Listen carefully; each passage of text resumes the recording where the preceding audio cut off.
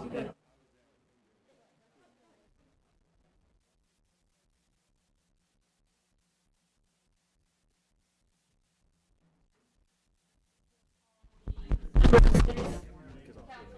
order. A moment of silence. A moment of silence. Please keep in your prayers all those who suffer from mental illness, especially this time of year. Allegiance to the flag of the United States of America and to the republic for which it stands, one nation, under God, indivisible, with liberty and justice for all.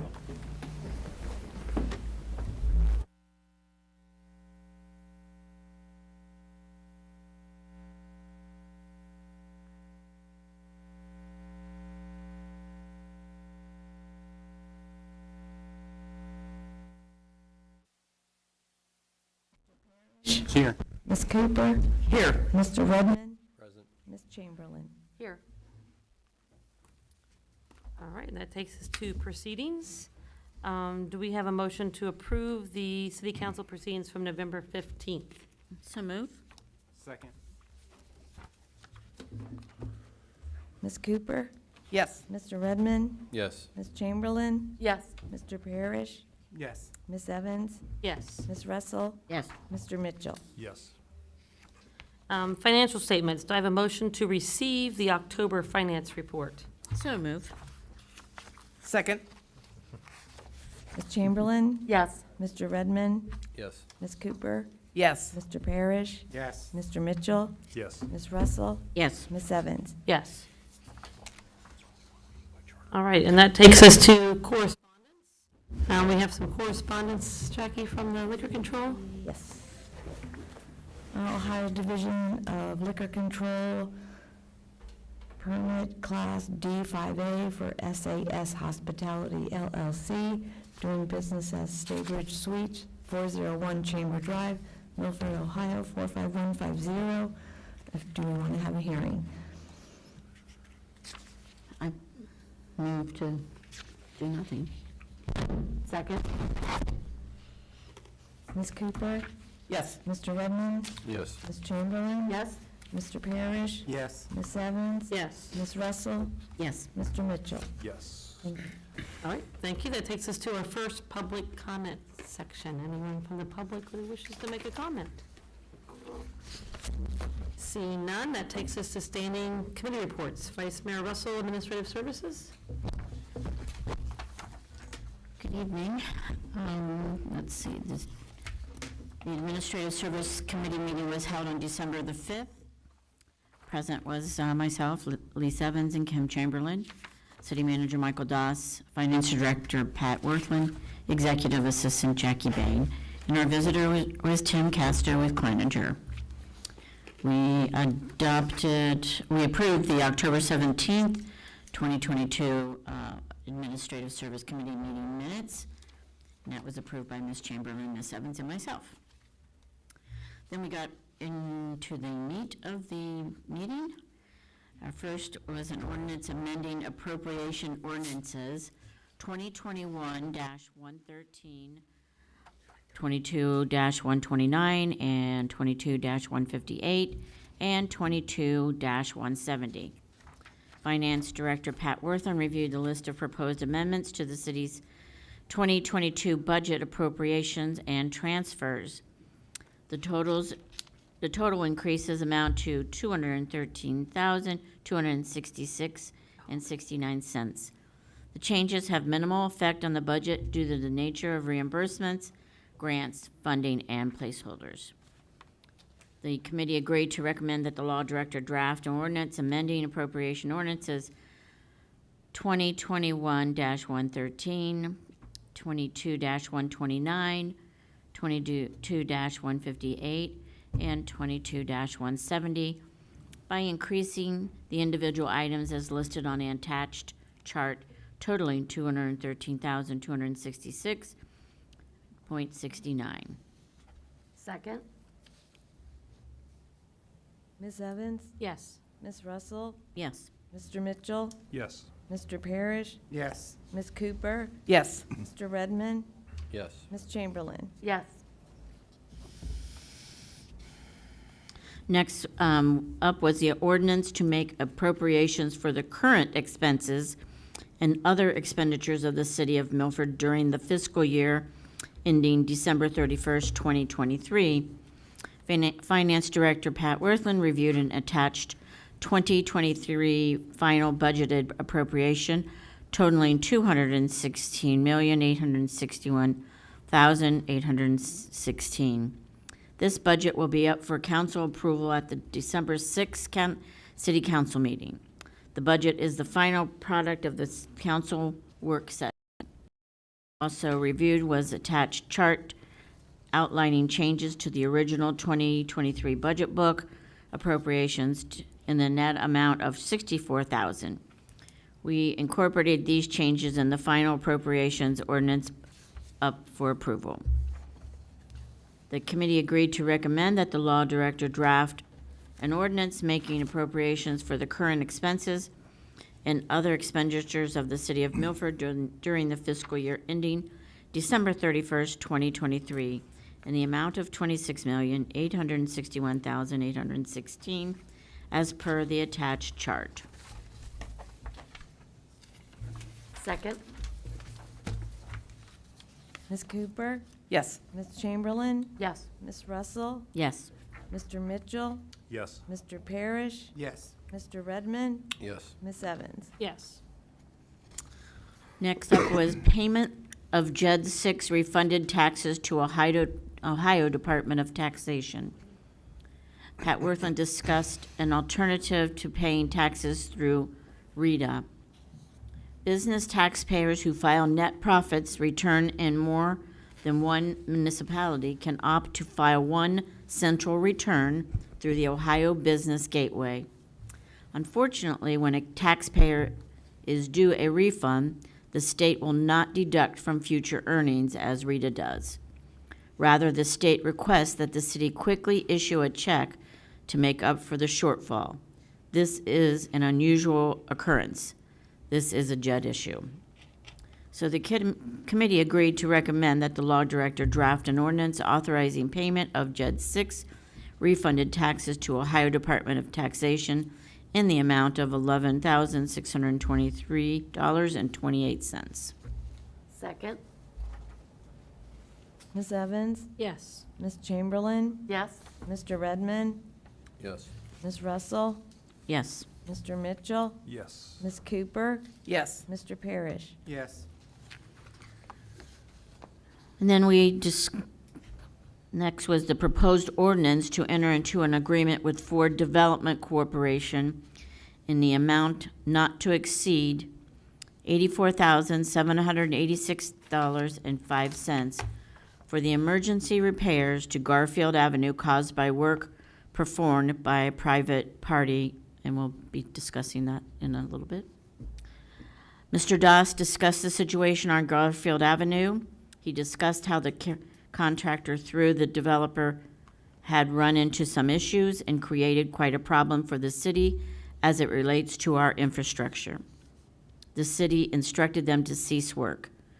Mr. Tim Casto from Kleininger also discussed and gave an overview of where we were and where we are right now and where we are going.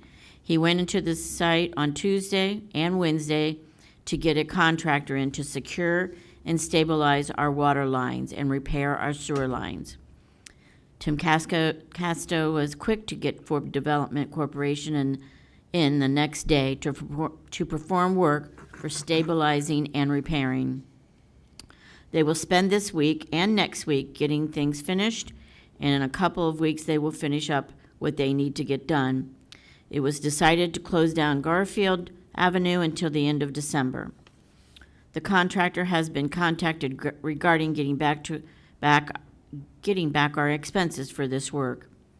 Council has been notified. Public announcements were made to city websites and city Facebook pages. Chief Mills placed information on Nexel.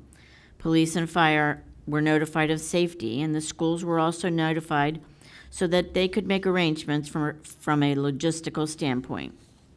The signs for closure and detours were assessed, and some of the signs throughout this process were moved, and we added some detour signs signs, which has hopefully made traversing around better. Mr. Tim Casto reviewed and explained information with the committee regarding the conditions of the site. Committee agreed to recommend that the law director draft an ordinance authorizing an agreement with Ford Development Corporation in the amount not to exceed $84,786.05 for emergency repairs to Garfield Avenue caused by work performed at a private party, by a private party. Second? Ms. Evans? Yes. Ms. Russell? Yes. Mr. Mitchell?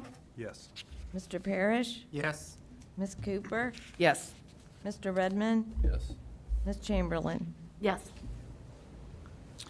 Next up was E-Tech, $78,000, $160 estimate for fiscal year ending fiscal year 2023.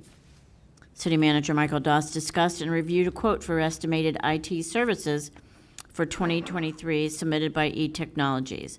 The total for all services was $78,160. This does not come in under budget.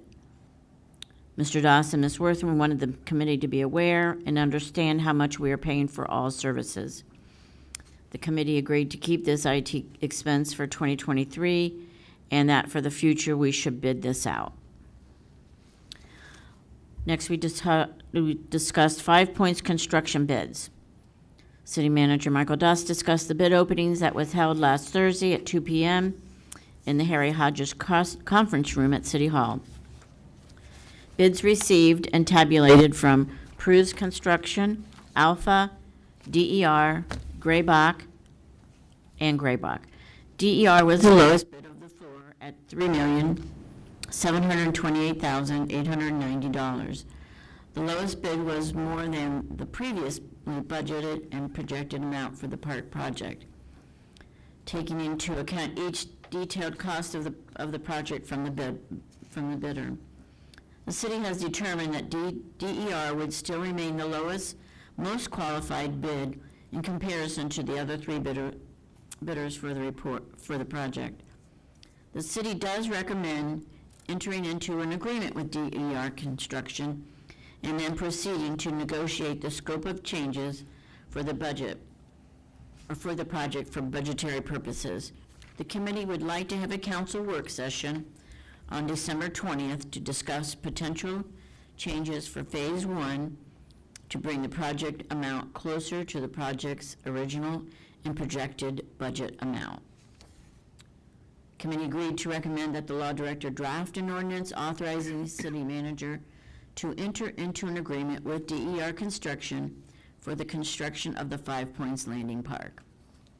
Second? Mr. Mitchell? Yes. Ms. Chamberlain? Yes. Mr. Parrish? Yes. Ms. Evans? Yes. Ms. Russell? Yes. Mr. Redmond? Yes. Ms. Cooper? Yes. All right. There be no further business. The meeting adjourned at 5:42. Sorry, didn't mean to cut you off, that was so long. That's all right. All right, thank you, Vice Mayor Russell. That takes us to City Manager Report. Yes, thank you, Mayor. Before I get started on my report, I do want to build upon a little bit of what Vice Mayor Russell had just provided in regards to the Garfield road closure, ongoing project on Garfield Avenue. So I'll take you back a little bit. About a week and a half ago, I signed off on a road closure permit. So the contractor who was employed by the developer at 777 Garfield, RE subdivision, the old Milford school, for them to come in for a couple days last week and do the work that they needed to do on the project on tying into our sewer system. Early last week, it was brought to my attention that there were issues out on that job site with the contractor. I was alerted to this by Dave Walker, our sanitary sewer supervisor. Went out on site, consulted with Tim Casto, made a determination to close that project down because it was clear to the city that there were issues out there that jeopardized our water line, and they had busted our sewer line, our sanitary sewer line. So we wanted them off of the project. if that water line, and Mr. Casto invited him to speak, to give a little bit more in-depth detail of the situation we were facing out there and what progress we've made to that point. If that water line would have had a leak in it, it's an 80-year-old line, fully exposed, we would have had to issue boil water for pretty much the entire city of Milford. We had sewage coming up as well. It was not the city of Milford's issue, but it became the city of Milford's issue. We were fortunate enough to have Ford Development, a company that we have worked with in the past, come in and make the necessary repairs and stabilization of our public utilities, and that was done. That was a judgment call that came from me. I'm in charge of the day-to-day operations of the city, and part of that is to protect our public infrastructure. So the road closure, the road stoppage was on me. Talking to the contractor, talking to Mr. Castos, determined that Ford Development would need all of last week and this week to finish that project. At that point, we will give that project back over to the developer and the contractor who the developer hired. That will hopefully take a couple of weeks, so it was made a determination to go ahead and keep that road closed for the duration of December, the rest of this year. We did notify public safety, police, fire, and the schools were notified so they can make the necessary accommodations for school, for children, and also for public safety services, ambulance services in particular. So that was notified. We reached out to the public. We put it on our social media. We have about 13,000 followers.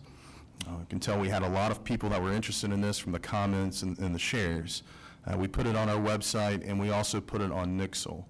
Best way that we could communicate that to the public with the time frame that we had.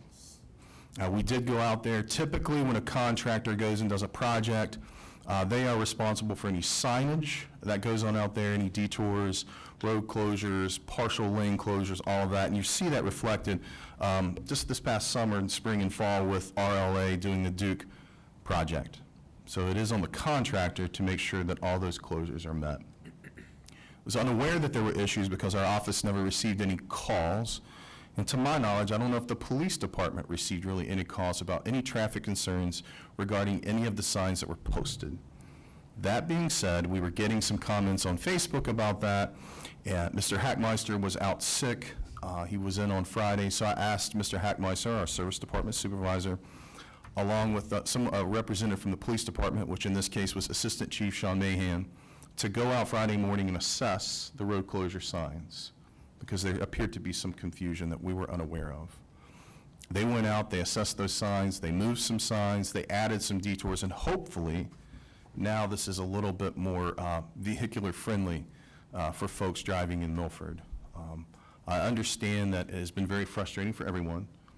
The Duke Energy project has been very difficult for everyone involved, and so is this project, but understand we have to secure our utilities. It has nothing to do with the traffic study. When you close down a major arterial in any city, let alone the city of Milford, again, we saw that with the gas line project this year, you are going to have traffic, and you're going to have clusters of traffic trying to go other ways and other directions. That's just a fact. I don't think it has anything to do with the traffic study that was done or not done or whatever with that site. We did get some comments, just kind of off cuff a little bit, about some dumping of concrete at Valley View. I was alerted to that about 2 weeks ago from Ed Hackmeister. I immediately called Vanessa Hanna to make her aware of the situation, and Vanessa Hanna advised me that they were aware of that, and that was a joint project between the developer, the contractor, and Valley View. Other than that, I don't really know what else to say. We inherited a problem. We are fixing the problem, and then we will absolutely be strictly supervising.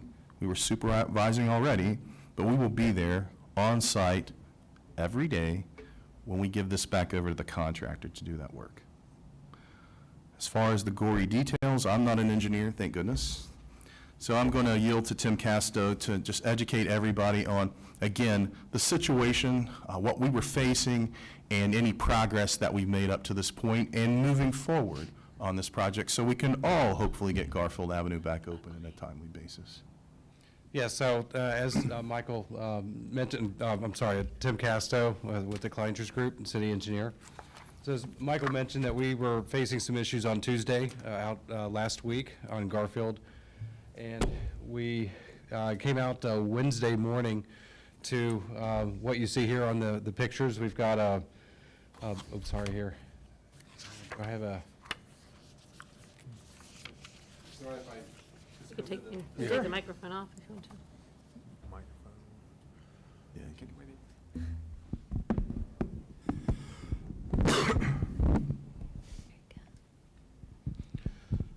So if I could just reference here, we've got bracing here that was supporting the existing water main, and that's the 1940s vintage water main there. We've got the trench box here. This is that green box, metal box, that was there installed as a part of the work that needed to be done for the sanitary sewer line. And kind of another vantage point here, you can see that the roadway has collapsed. It's got complete undermining underneath that, and the bracing is not supporting the water main. And just another viewpoint here, that we've got the failed bracing, and this is actually sections of the roadway that are resting on the water main, and that water main was aerial at that time, so there was nothing underneath it supporting it, and we had the road collapse that was actually resting on top of that. Just for reference, and looking down that metal box, that is the sanitary sewer line that's open. We have active sanitary sewer fluids down at the bottom of that hole. They were pumping that out. This box had actually settled and sheared that sanitary sewer line, and actually had cracked that back directionally this way, back towards the sewer plant. And at that time, last week, we actually did not know how far back that damage extended. Because as this started to fill with sewer, and we had the collapsing soils coming in, it actually clogged the sanitary sewer line. So we could not run a TV line, we couldn't do anything to actually do any type of assessment of the damage at that time. This is just a reference of how far this box had settled. So that box should be level to the excavation work that's there. Then that box is there to protect people who are working down at the bottom of that hole. It's a 20-foot hole. So the purpose there is to hold back the soils. So it's dropped below, so that's actually not even an OSHA compliant situation as that sits there. So no one should be able to be able to get down to work on the sanitary sewer main, because this road and debris can be falling into that hole, and that creates a fall hazard for workers. And the contractor that was on site did not have the equipment to be able to lift this up. They actually tried and could not pull that out or adjust that in height. So that was kind of a leading factor for why we had to give a cease work order and take control of the site. So we talked about the water main, which is on kind of the school side of Garfield. So on the Valley View side, we do have a sanitary sewer main. This is a force main. So this is the sanitary sewer line that is being, that's draining the kind of the downtown area of Milford. So that drains to a collection point, and it's pumped and it's under pressure and coming into the sewer plant. So again, that was a aerial sanitary line. Had undermined underneath it, and they were supporting it. And here you can see these were 2x6s, the type of 2x6s you go to Lowe's and get. So you can see the sagging there. This is actually resting on pavement, and if you look underneath here, there's actually nothing underneath the roadway that was supporting it at the time. And when we were out there standing and looking at this, you were watching the soil just slough off underneath it.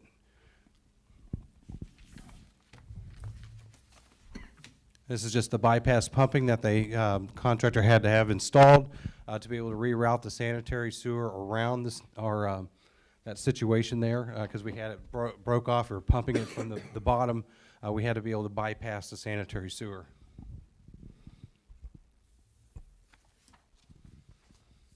And again, you can kind of see some plywood sheathing that they were trying to stick in the hole to stop some of the collapse. You can kind of see some of the, not so much an orderly job site that we were out there looking at. So just try to give a depiction of what that looked like. And here's just another vantage point. You're starting to see the roadway and the collapse and unraveling of that. And when we were out there, there's a picture that I took. I kind of looked back at it. There's actually a crack. This is a failure of Garfield here, further back. So you can actually kind of do a blow up here. So I don't know if that's Dave or someone, but they're standing on the other side of that failure. So that's just, again, it's the undermining of Garfield Road and kind of the next section of pavement and road that's starting to fall into the trench. So that's what we kind of encountered Wednesday morning. And when we showed up, the plate that was covering the excavation work, it was unsupported in this corner. And again, we've got another section of roadway here that was going to fall, and that's resting on the water main here. And again, that crack was back here.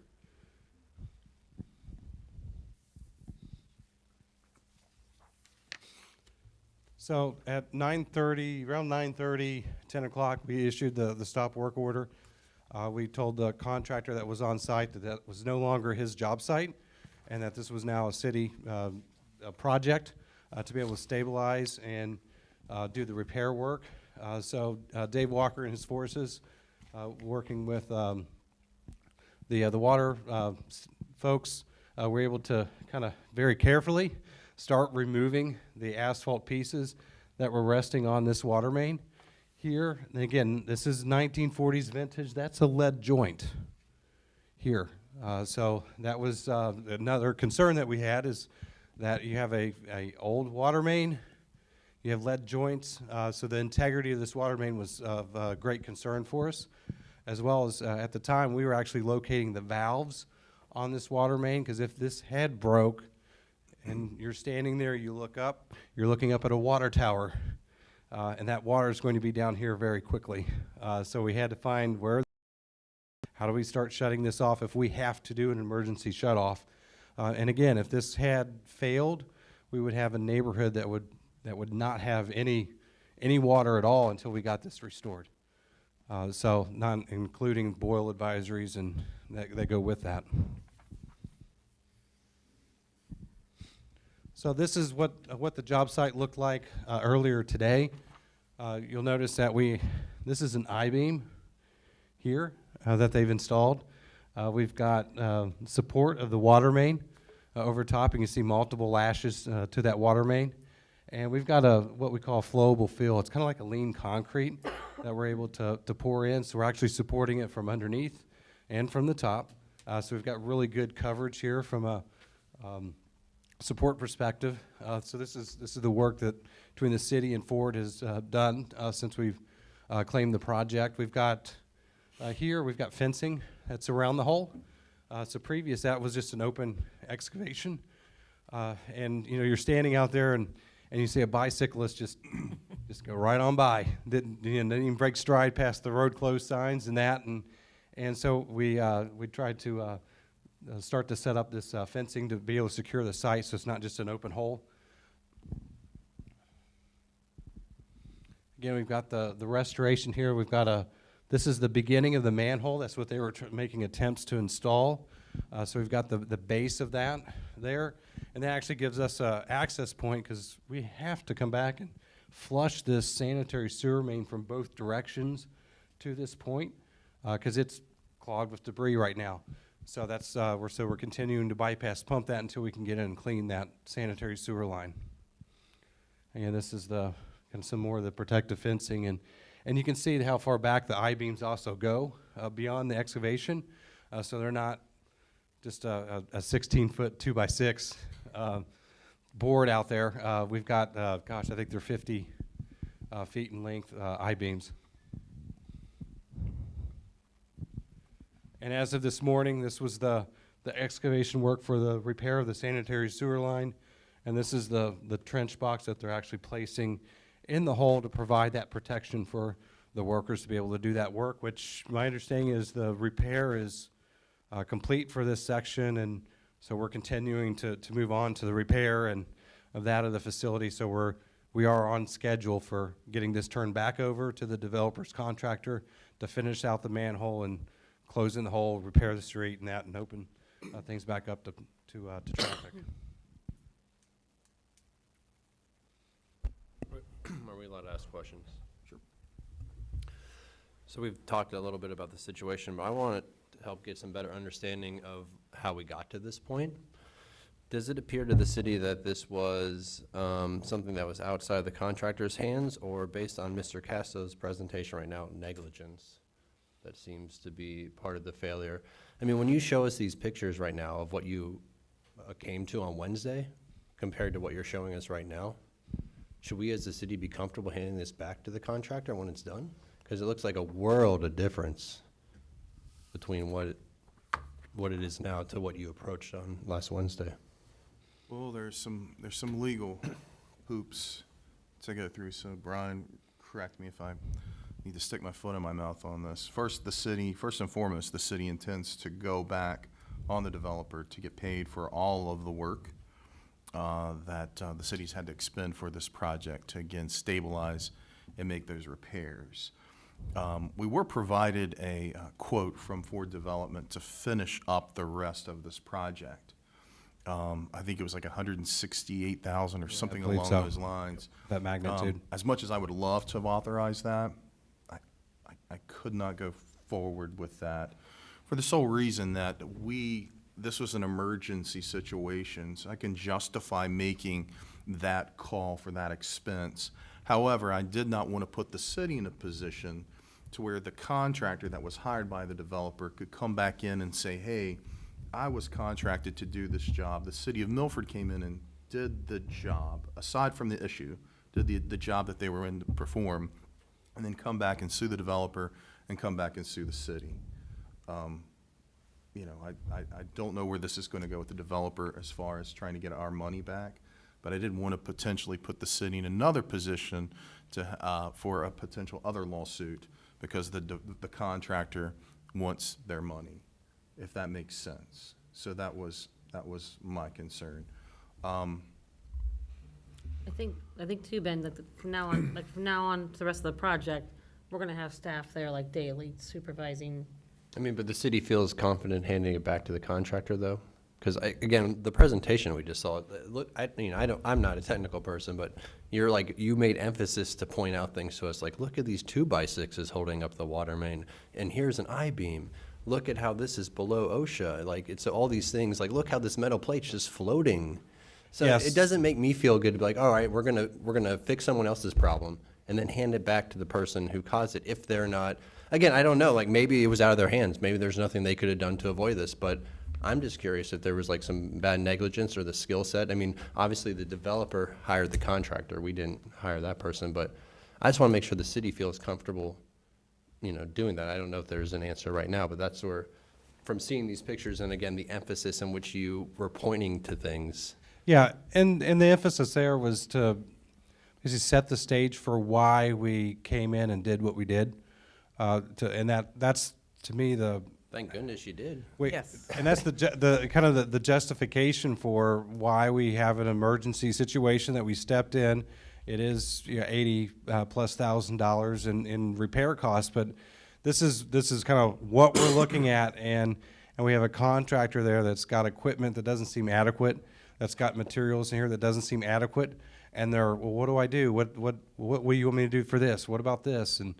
And it's not for us to work with a contractor on the exact means, methods, and what size equipment that they need, and that it's not necessarily for us to direct him, and they seem to need very specific direction to be able to get out of this situation, and just the situation that we're in, and we just didn't have the confidence that we could save and protect the existing utilities there. So that's why we made the decision that Michael made to cease work and then come in with our forces. Keep in mind, I mean, this is a private development. Of course, yeah. So for us, I mean, it would be unusual for the city, any city USA to go and do private developers utility work. Oh, I guess best thing I can tell you, Ben, and you maybe can read between the lines on this, is we will have dedicated staff out there that will pretty much spend an entire shift out there while they're doing that project. And I do expect many visits from Tim Yeah. Casto on that site as well. So factually, Mr. Redmond, two things. One is that under the under the charter, we would typically have to bid this work because it exceeded the bidding amount. Well, thankfully, the framers of Milford and council smart enough to put a charter provision that says if you get into an emergency situation, you can come back later and authorize it, and that's what we're doing tonight. Well, council still has to vote on it, but that's what we're doing, or that's before council tonight.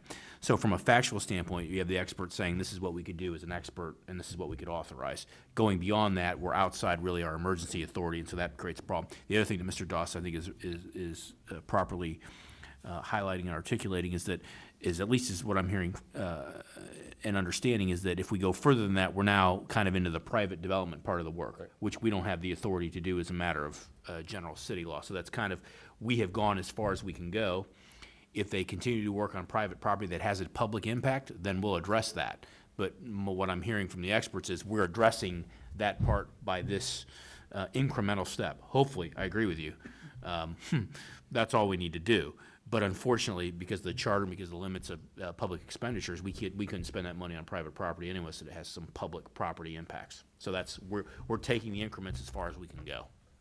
Yeah, I was just curious, because again, you basically were saying negligence is what I heard. And obviously, it's not our job, like you said, we can't say anything, but it's like a, I don't know, it's just you can't. Oh, I'll opine. I think it looks negligent to me. Everyone's like, let's not say it, like, we don't want to hurt the contractor's feelings, No, like. Gotta defend us, so.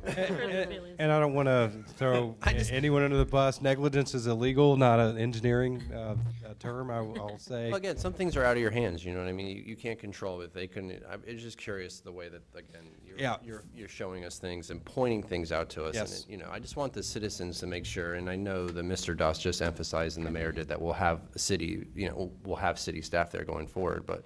Yeah, and we were there, we were watching it, and it just got to that point where for us to have control to stabilize, repair, and restore, that's really what our scope is here to do, is basically step in and do those activities.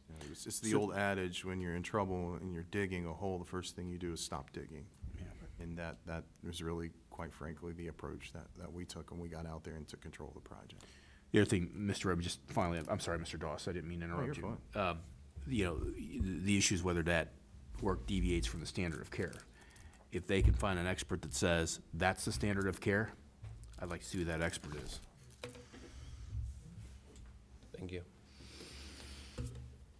Again, I do want to say this. Mr. Casto did mention there was an individual out there on their bicycle. This is an active construction site. That hole probably could have fit District Chief Miller's ambulance in it at one point. I know it's curious, exciting, the road's closed to see what's going on, but it's an active site. And, I mean, there was a point when Mr. Casto and I were standing there that some of our utility guys were like, hey, you guys need to move because there's about a 7 foot crevice underneath you. So that's just be cautious, and please don't remove or change the detour signs also. That can cause a big headache for police and fire and EMS, so.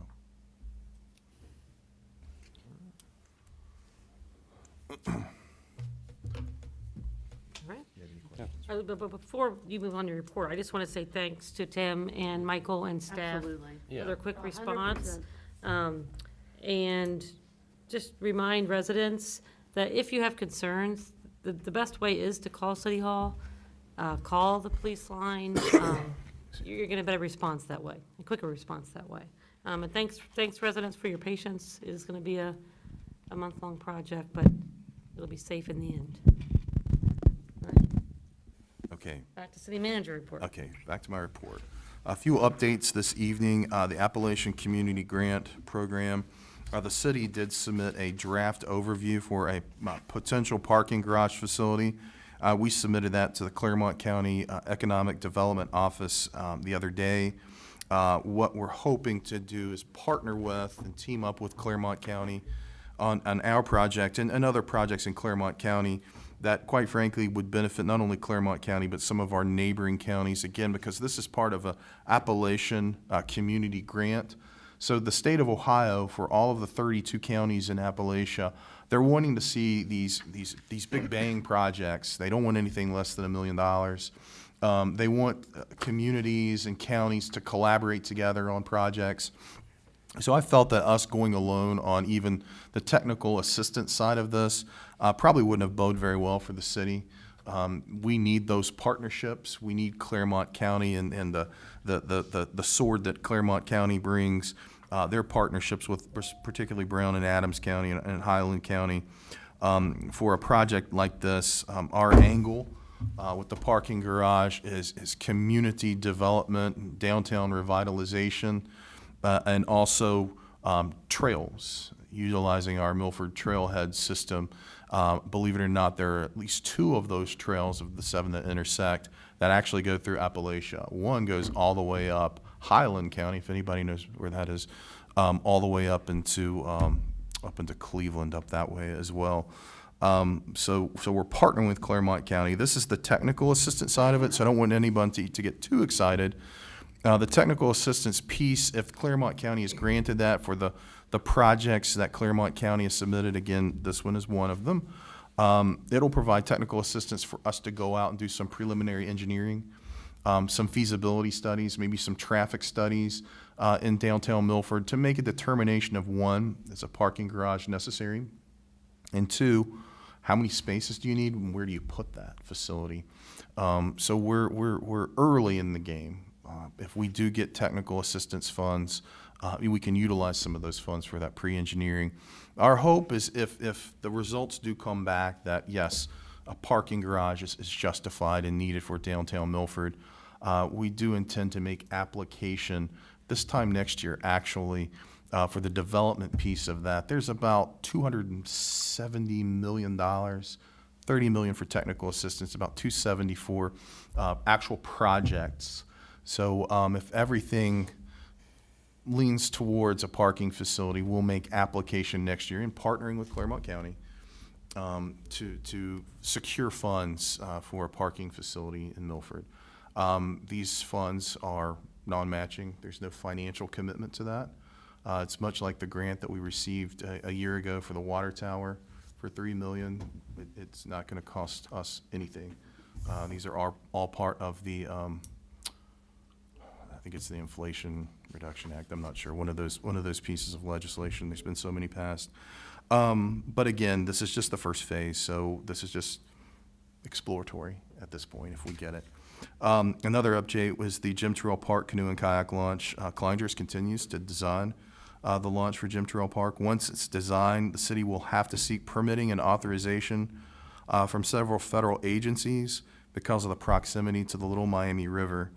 We're hoping that project will go out for bid sometime in March, April.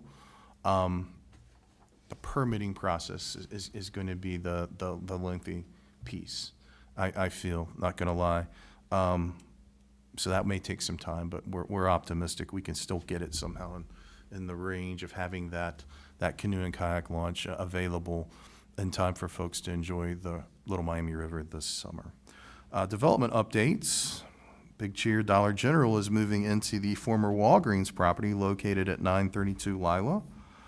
PG&A has purchased the former Pivotech property located at 910 Lila Avenue for their light manufacturing work. Interest continues for a potential multifamily development located at River's Edge between Target and the Cinemark Cinemas. It's about a $40 to $50 million potential development. And the city did receive a preliminary concept plans for a potential quick-service restaurant on Chamber Drive located near the roundabout. Standing committees, there are no standing committees at this time. Reminders, December 14th is a Planning Commission meeting at 6 p.m. The next day, December 15th, is a BZA meeting at 6 p.m. Usually they're a couple weeks apart, but because of the holidays, Christine has ran them back to back.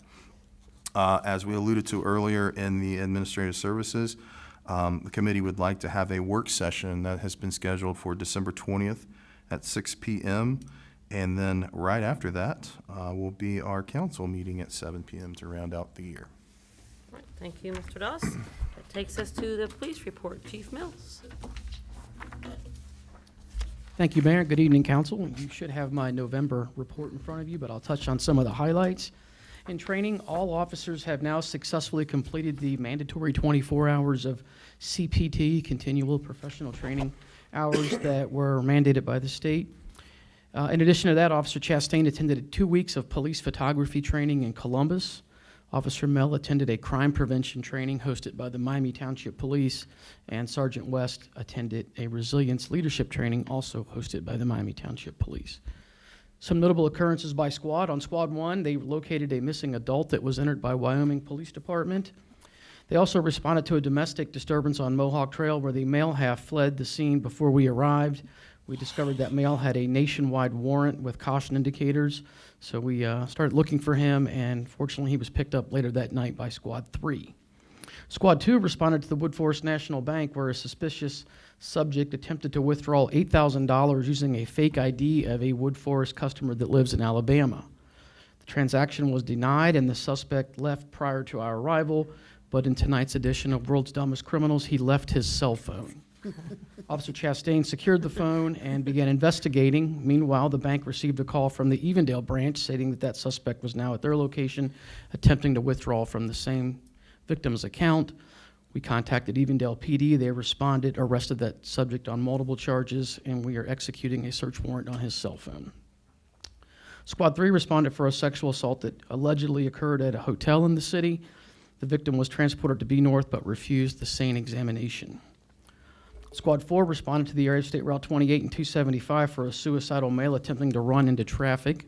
Officers were able to de-escalate and transported him to Claremont Mercy Hospital.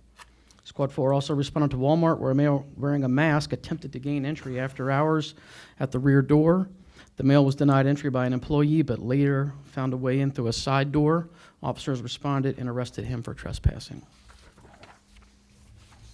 Some administrative items. Our body-worn cameras are now fully deployed. We had 12 hours of OVI-saturated patrol during the month. Tyler Fannin has begun his assignment and investigation. Both of our new officers have successfully completed their first quarterly evaluation, and our quarterly sergeant staff meeting consisted of 8 hours of training on the prosecutor's new Matrix records management system. Lots of community relations items. No Shave November netted $455 for the American Cancer Society.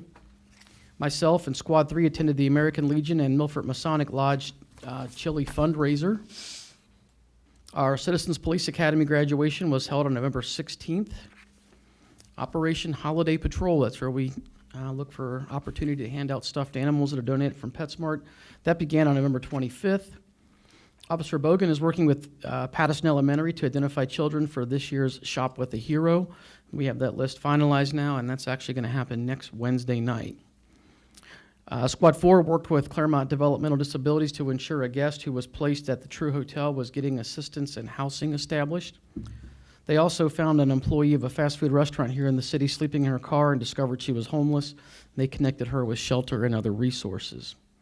The Miami Woods Homeowners Associations provided lunch for our staff on November 15th, and we received 2 letters of appreciation this month and a letter all the way from the superintendent of the Milford District Police in Ireland. So we now have a sister city. They're celebrating their centenary. You may have seen the post on Facebook. I included it in this month's report also. I thought that was pretty neat. We did 41 vacation house checks. If our residents aren't aware of this, if you're going to be out of town on vacation, you can fill out a form on our website and we'll check on your residents while you're gone. We conducted 524 extra patrols and issued 9 cop watch forms. Any questions? Thank you very much. Thank you. That takes us to District Chief Miller and the Fire and EMS report. All right, business as usual at Milford Community Fire Department. We did fire truck rides at Hometown Holidays, so that was a good time. Our fire board approved our 2023 budget last night. And just a reminder that we have Santa Sunday on December 18th. That starts around 1 o'clock. Listen for the sirens. That's all we got. All right, that's exciting times coming up. All right, that takes us to council comments. Anyone from council wants to make a comment? I have one comment, and I actually kind of emailed Mr. Doss about this. You know, as we talk about kind of all these developments and things, it occurs to me the city doesn't really have an eye on sustainability or anything renewable, anything green, sustainability with an eye towards the future. So I would really like to see council maybe start to look in that direction. I know there are several regional nonprofits that work with governments to clue them into things like incentives on building sustainably and things like that. And I just think as we move forward and look at all these developments, any place we can get incentives and any way we can work to make what we're doing more sustainable for the future of Milford, I think is worth our time. So I just wanted to put that out there. I think we're going to value your expertise on that. Thank you. Yeah. Any other council comments? I just thank you, Mr. Doss, Tim, for all your work and avoiding a lot of problems or safety that I can't even imagine what could happen if a car drove over that or whatever. So, thank you. I also was going to give a shout out to just all the downtown Milford businesses for the successful hometown holidays. It was beautiful downtown. Downtown was filled with people, and also for staff in doing our tree lighting. That was a wonderful little ceremony. And thanks for staff for helping to put that together, and our volunteers from, I believe, Life Change Church that helped serve hot chocolate and so forth. That was really nice. All right, that takes us to new business, ordinances, and resolutions. Sorry. Thank you, Mayor. And ordinance number 22-180, and ordinance amending appropriation ordinances 2021-113, 2022-129, 2022-158, and 2022-170. Now therefore be it ordained by the Council of the Municipality of Milford, Ohio, Section 1, the Council of the City of Milford hereby authorizes the City Finance Director to amend appropriation ordinances 2021-113, 2022-129, 2022-158, and 2022-170 by increasing or decreasing the individual items as set forth and listed on the chart attached hereto and fully incorporated herein as provided in Section 12.03 of the Milford City Charter. Said amendments total $213,266.69. Section 2, under in accordance with Sections 11.05 and 12.05 of the Milford City Charter, this ordinance requires only one reading and shall become effective immediately upon its passage by City Council. Thank you, Mayor. Motion to adopt? Second. Ms. Cooper? Yes. Mr. Redmond? Yes. Ms. Chamberlain? Yes. Mr. Parrish? Yes. Ms. Russell? Yes. Ms. Evans? Yes. Mr. Mitchell? Yes. Thank you. Ordinance 22-181, an ordinance to make appropriations for the current expenses and other expenditures of the City of Milford during the fiscal year ending December 31, 2023. Now therefore be it ordained by the Council of the Municipality of Milford, Ohio, Section 1. The Council of the City of Milford hereby sets aside and appropriates for and during the fiscal year ending December 31, 2023, the sum set forth in the attachment hereto identified as, quote, permanent appropriations for the City of Milford, Ohio for 2022, close quote, which attachment is incorporated herein and made a part hereof as if fully rewritten herein pursuant to and in accordance with Section 12.03 of the Milford City Charter. Section 2, under and in accordance with Sections 11.05 and 12.05 of the Milford City Charter, this ordinance requires only one reading and shall become effective immediately upon its passage by City Council. Motion to adopt? Mr. Parrish? Yes. Mr. Mitchell? Yes. Ms. Evans? Yes. Ms. Cooper? Yes. Mr. Redmond? Yes. Ms. Chamberlain? Yes. Ms. Russell? Yes. I apologize, I keep forgetting, that's my cue.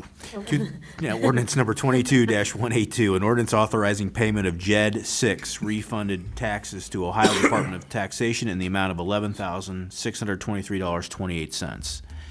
Now therefore be it ordained by the Council of the Municipality of Milford, Ohio, Section 1, the Council of the City of Milford, Ohio hereby authorizes the city manager or his designee to pay JED 6 refunded taxes to the Ohio Department of Taxation in the amount of $11,623.28 to cover a necessary refund required by law. This is a refund of general fund revenue stemming from JED 6 distributions to the city. Section 2, under in accordance with Section 12.05 of the Milford City Charter, this ordinance shall become effective immediately upon its passage by City Council. Move to suspend the rules and read by title only? Second?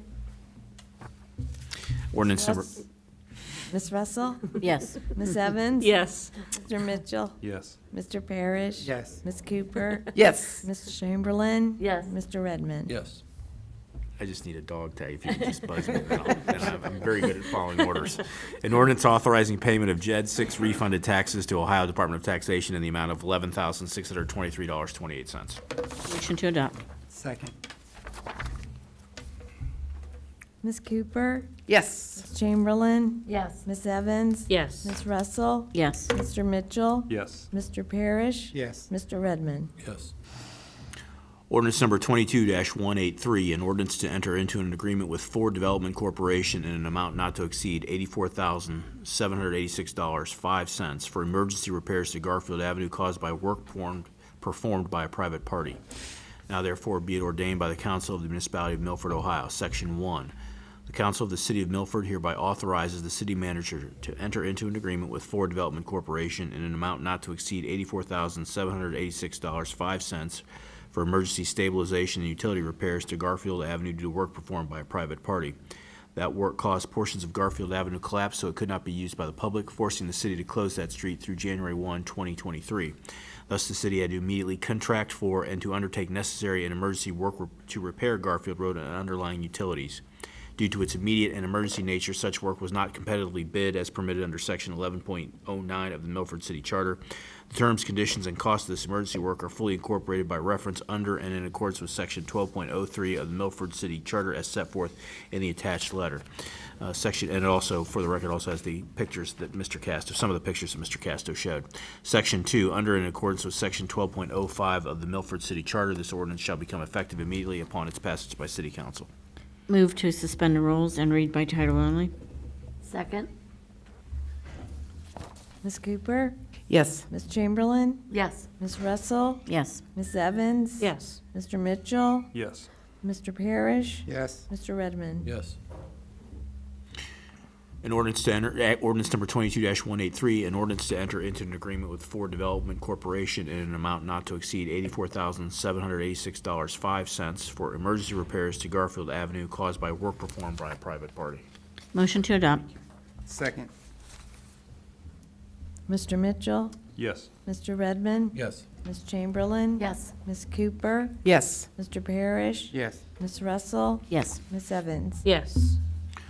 Ordinance number 22-184, an ordinance awarding bid and authorizing an agreement with DER Construction for the construction of 5 Points Landing Park. Now therefore be it ordained by the Council of the Municipality of Milford, Ohio, Section 1. Having conducted the bid process required by Section 11.09 of the Charter, the Council of the City of Milford hereby awards the bid to and authorizes the city manager to enter into an agreement with DER Construction for the construction of 5 Points Landing Park. In Council's judgment, DER Construction offers the best and most responsive proposal to the city considering quality, service, price, reputation, and past performances, financial condition, and any other pertinent information, including the project's budget. The terms and conditions of this agreement are set forth in the bid specifications and fully incorporated by reference under and in accordance with Section 12.03 of the Milford City Charter. I would also note that the attachments have the bid numbers, the bidders, and what they specifically bid for those who want to review it. Section 2, under and in accordance with Section 12.05 of the Milford City Charter, this ordinance shall become effective immediately upon its passage by City Council. Move to suspend the rules and read by title only. Second? Ms. Chamberlain? Yes. Mr. Redmond? Yes. Ms. Cooper? Yes. Mr. Parrish? Yes. Mr. Mitchell? Yes. Ms. Evans? Yes. Ms. Russell? Yes. Ordinance number 22-184, an ordinance awarding bid and authorizing an agreement with DER Construction for the construction of 5 Points Landing Park. Motion to adopt. Second. Ms. Evans? Yes. Ms. Russell? Yes. Mr. Mitchell? Yes. Mr. Parrish? Yes. Ms. Cooper? Yes. Mr. Redmond? Yes. Ms. Chamberlain? Yes. All right. Thank you. That takes us to old business. I don't think there is any, so do we have a motion to adjourn? So moved. Second. Ms. Evans? Yes. Ms. Russell? Yes. Mr. Mitchell? Yes. Mr. Parrish? Yes. Ms. Cooper? Yes. Mr. Redmond? Yes. Ms. Chamberlain? Yes. Thanks, everyone. Have a good evening.